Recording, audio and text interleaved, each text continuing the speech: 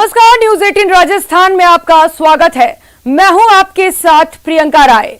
जिस मुल्क की नीति अपने लोगों को आतंकी बनाने की हो, जिस मुल्क की नीति पड़ोसी देशों में आतंकी भेजने की हो, उन्हें हथियार से लेकर दूसरे साजो सामान पहुंचाने की हो, जिन मुल्कों की नीति पड़ोसी मुल्क में धमाके करने की हो, जहां का पूरा सिस्टम इंसान को शैतान बनाने में लगा हो, आज हम उसी मुल्क यानी पाकिस्तान की बात करने वाले हैं और आपको ये दिखाने वाले हैं कि कैसे यहां शैतान कंपनी काम कर रही है। तो शुरू करते हैं आज का ये खास शो, इमरान की शैतान कंपनी।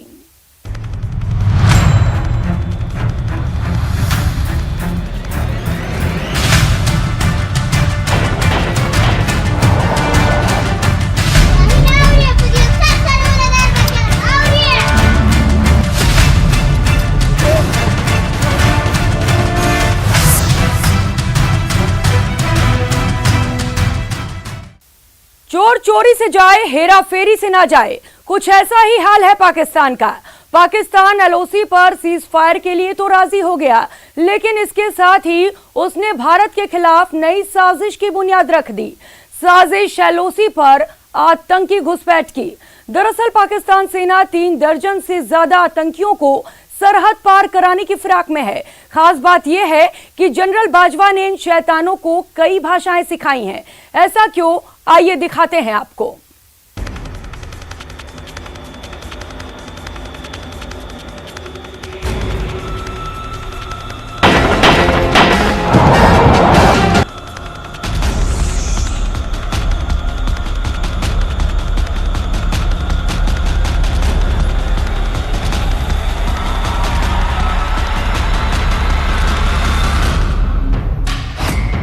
बाजवा का ऑर्डर, आतंकी पहुंचे बॉर्डर।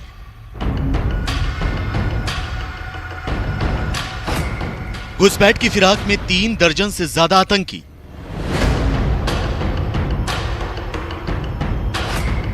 पाकिस्तान का ऑपरेशन घुसपैठ बेनकाब।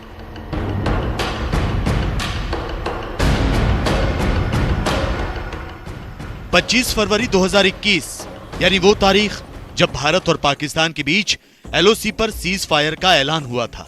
इस ऐलान के साथ ही सरहद के दोनों तरफ से गरजती तोपें भी शांत हो गई।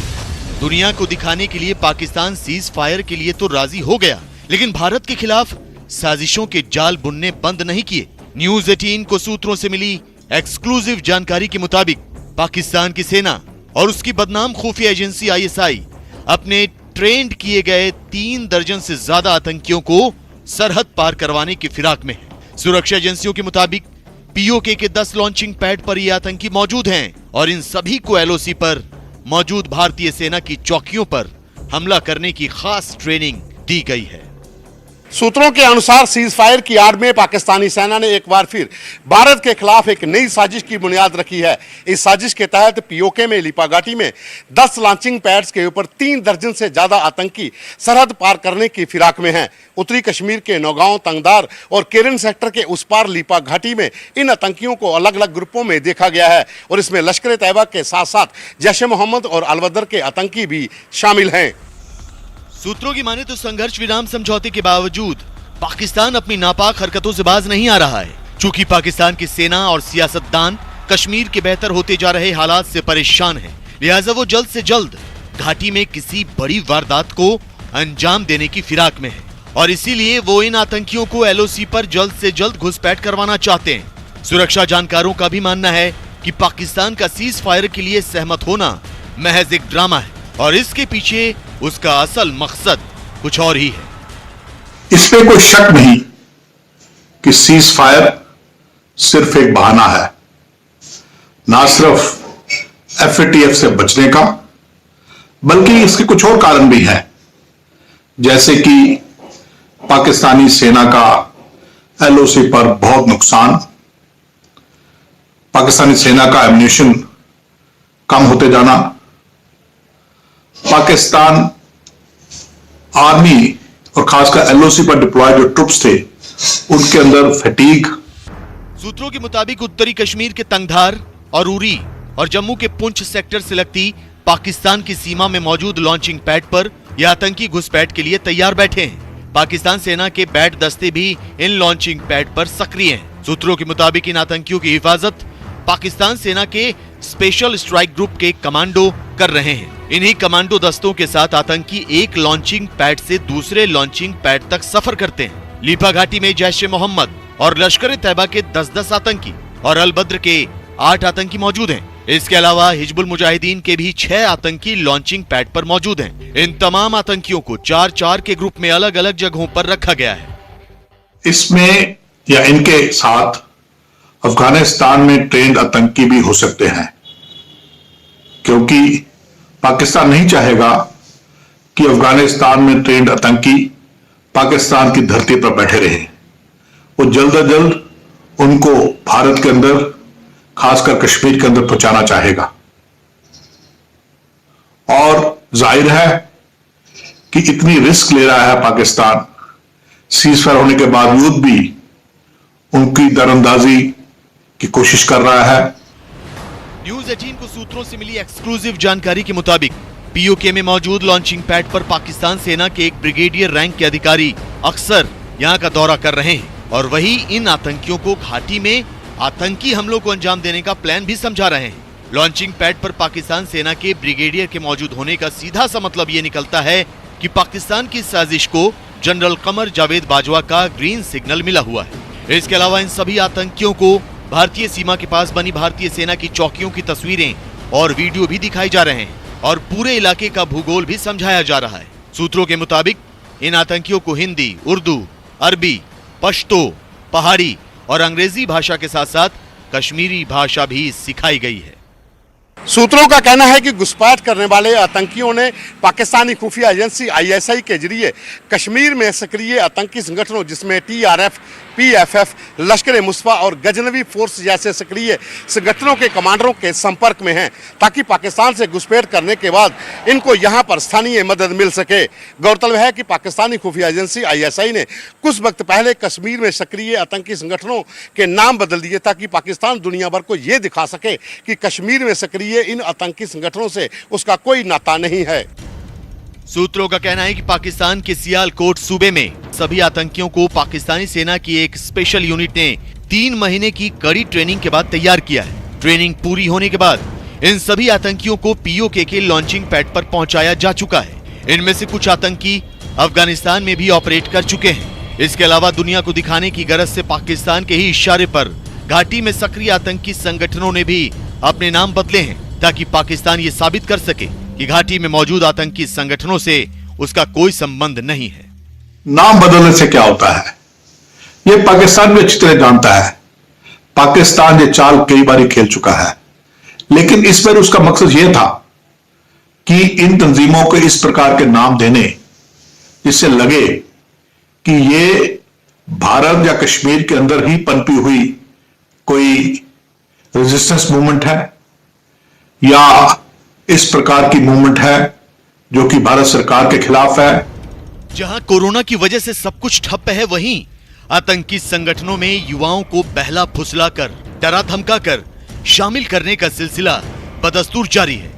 अगर आंकड़ों पर गौर करें तो इस साल 1 मई तक कुल 38 कश्मीरी युवाओं ने आतंकी संगठनों को ज्वाइन किया, जबकि पिछले साल मई महीने तक 49 लोगों ने आतंक का दामन थामा था। पिछले 2 साल के आंकड़ों पर नजर डालें तो साल 2020 में 166 और साल 2019 में 119 कश्मीरी युवाओं ने बंदूक उठाई थी। हालांकि सेना का ऑपरेशन ऑल आउट जारी है।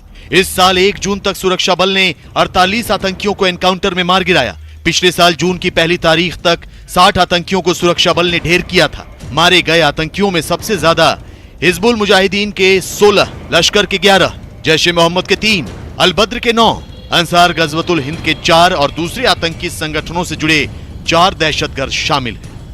सुरक्षा जानकारों का मानना है कि एक तरफ तो पाकिस्तान FATF यानी फाइनेंशियल एक्शन टास्क फोर्स की ग्रे लिस्ट से बाहर आने के लिए बुरी तरह से छटपटा रहा है, और दूसरी तरफ वो अपने पाले हुए आतंकियों के जरिए कश्मीर में भी अशांति फैलाना चाहता है। लेकिन ज्यादातर नए आतंकियों को बंदूक उठाने के महज 2 से 3 महीने के भीतर ही ढेर कर दिया जा रहा है, और जिस तरह भारतीय सेना घाटी में रोजाना आतंकियों को सफाया कर रही है, उसे देखते हुए लगता है कि जनरल बाजवा का ऑपरेशन घुसपैठ भी नाकाम हो जाएगा। अफगानिस्तान में पाकिस्तान के इशारे पर आतंकी वारदातों को अंजाम देने वाला तालिबान एक ऐसी साजिश रच रहा है जिसके बारे में सुनकर आप दंग रह जाएंगे। अमेरिकी सेना की वापसी के बाद ही तालिबान के आतंकी अफगानिस्तान के सुरक्षा बलों पर हमले का ब्लूप्रिंट तैयार करने में लगा है। खतरे का सबब तो यह है कि तालिबान के इस खूनी ब्लूप्रिंट में बच्चों का अहम किरदार है। जी हां, तालिबान बच्चों को आतंकी वारदात के लिए तैयार कर रहा है।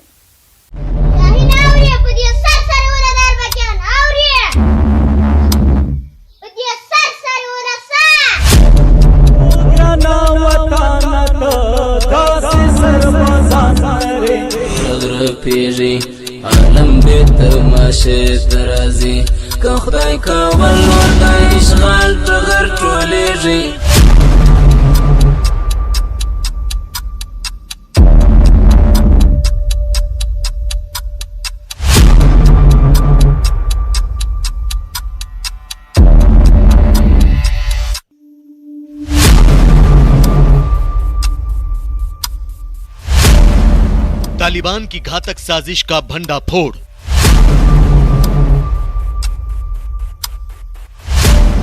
ऑपरेशन स्प्रिंग से जुड़े राज का पर्दाफाश।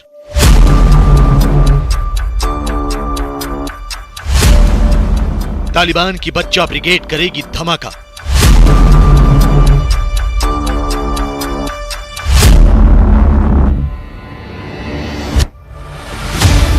ग्यारह सितंबर 2021 तक अमेरिका की सेना अफगानिस्तान से लौट जाएगी। अफगानिस्तान में करीब 20 साल गुजारने के बाद अमेरिका की फौज अपने वतन वापस चली जाएगी। लेकिन अमेरिकी सैनिकों की वापसी से पहले ही तालिबान ने अफगानिस्तान को अपने शिकंजे में लेने का ब्लूप्रिंट तैयार कर लिया है। तालिबान के आतंकी धीरे धीरे उन इलाकों पर काबिज होते जा रहे हैं जहां अफगानिस्तान का झंडा लहराया करता था।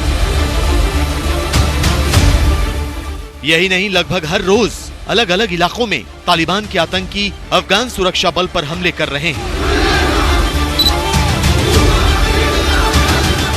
लेकिन ये तो महज शुरुआत है। तालिबान ने एक ऐसी साजिश रची है जिसकी काट शायद अफगानिस्तान सेना के पास भी नहीं।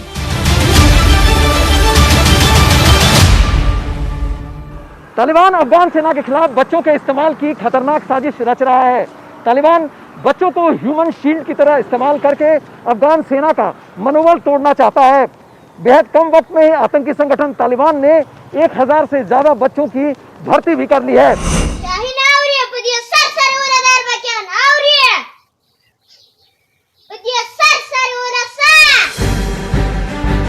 हाथ में AK-47 राइफल लिए ये बच्चा पश्तो भाषा में गोली चलाने की बात कर रहा है। आतंकी वेशभूषा में मौजूद ये छोटा सा बच्चा खूनी जिहाद की बोली बोल रहा है।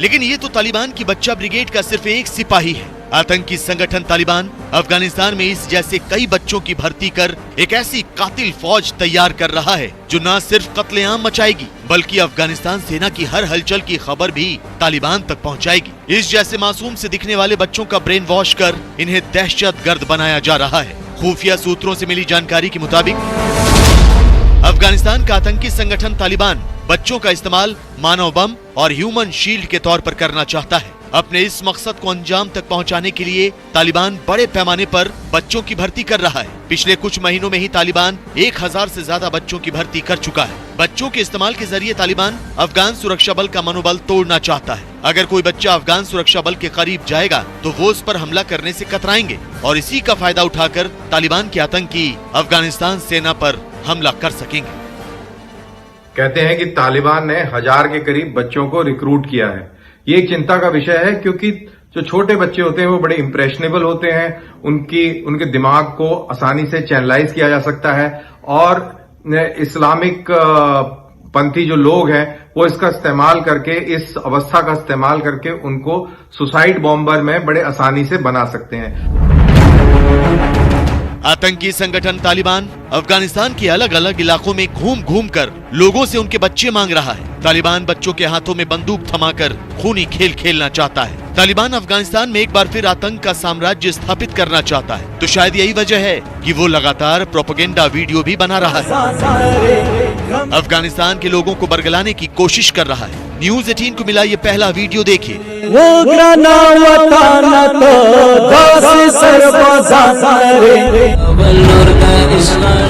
अब देखिए तालिबान का ये दूसरा प्रोपेगेंडा वीडियो, जिसके जरिए अफगानिस्तान का ये खूंखार आतंकी संगठन पूरे मुल्क पर कब्जे का दावा कर रहा है। पर सरबस पिन बैरग रफेजी आलम बे तमाशे तराजी का खुदाई का वल्लोर दा इश्गाल टगर टोलेजी।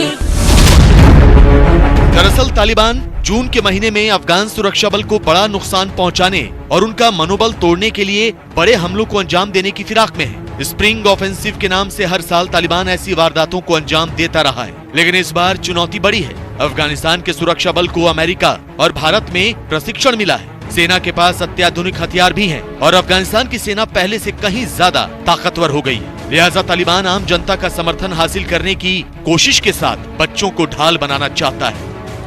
अधिकतर जो सुसाइड बॉम्बिंग्स हैं वो बच्चों द्वारा ही की गई हैं। दूसरी चीज, ये बच्चे काफी इनोसेंट होते हैं, इनोसेंट लुकिंग होते हैं, तो ये आसानी से किसी भी जगह पर पेनिट्रेट कर सकते हैं, जा सकते हैं। तो इंटेलिजेंस गैदरिंग भी एक इनको काम दिया जा सकता है और दिया जाता है। तो ये दो मुख्य कारण हैं, एक तो टो लेना और दूसरा आत्मघाती दस्तों का हिस्सा बनना, जो मेरे को लगता है ज्यादा बड़ी अहमियत वाली चीज है।